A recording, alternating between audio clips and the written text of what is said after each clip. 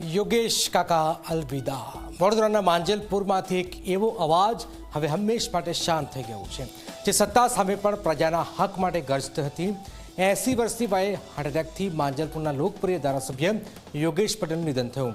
પ્રજાના પ્રશ્નો માટે પોતાની જ સરકાર સામે લડી પડનાર યોગેશ કાકાને વિદાયથી સમગ્ર મત વિસ્તારમાં શોકની લાગણી પ્રસરી ગઈ છે।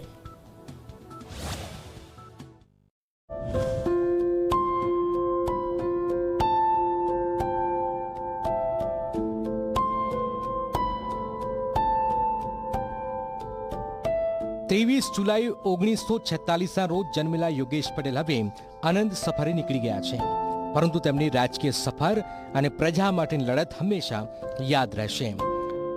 માંજલપુર માટે યોગેશ પટેલ માત્ર ધારાસભ્ય નહોતા, પરંતુ લોકોની આશા અને વિશ્વાસનું નામ હતા। બધા જ માન આપે, વિપક્ષ કે સત્તા પક્ષ, એમનો વિરોધી કેમ ના હોય એ પણ એમને પગે લાગે, કારણ કે શુદ્ધ વ્યક્તિત્વ, ચરિત્ર અત્યંત શુદ્ધ, ભ્રષ્ટાચારનો છાંટો નહીં, કોઈ બોલી ના શકે, એટલે કાકા ઘણાને આકરા પણ લાગે, પણ લોકોની વાતમાં ક્યાંય નમતું ન જોકે। સ્વભાવે નિડર, લડાયક અને આક્રમક છબી ધરાવતા યોગેશભાઈ સત્તામાં હોવા છતાં સત્તાને સવાલ પૂછવામાં ક્યારેય ડર્યા નહોતા।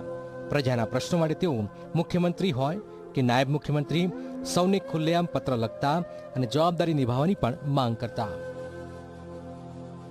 લોકોને જે ટચ થાય, લોકોને જે જરૂરિયાત હોય, જે પ્રશ્નો હોય, એ પ્રશ્નો બેબાકે ઉઠાવતા હતા। એ સરકારમાં રજૂઆત કરવાની હોય તો સરકારમાં પણ રજૂઆત કરતા હતા। હમણાં છેલ્લા જે ડિજિટલ એરેસ્ટનું જે બહુ મોટું કૌભાંડ ચાલી રહ્યું હતું, લોકોને જે એના માટે પણ એમને ડેપ્યુટી સીએમ સાહેબને બી ડાયરેક્ટ રજૂઆત કરેલી। મહેસૂલ વિભાગના ભ્રષ્ટાચાર અને જમીન કૌભાંડો સામે કલેક્ટરથી લઈને સરકારના ટોચના સ્તર સુધી રજૂઆતો કરનાર યોગેશ પટેલે સંજયનગર આવાસ કૌભાંડમાં આઈએએસ અધિકારી સામે પણ મોરચો માંડ્યો હતો। સાયબર ક્રાઇમ અને ડિજિટલ એરેસ્ટ જેવા મુદ્દાઓ પર પણ તેમને સરકારનું ધ્યાન દોર્યું હતું। એફઆરસીના નિયમોનો ભંગ કરતી શાળાઓ સામે તેમણે મુખ્યમંત્રી અને શિક્ષણ મંત્રીને ઘેર્યા હતા, તો યુવાનીમાં વિદ્યાર્થી હિત રક્ષક સમિતિના નેજા હેઠળ વાલીઓને વધારાની ફી પાછી આપવા માટે પણ સંઘર્ષ કર્યો હતો।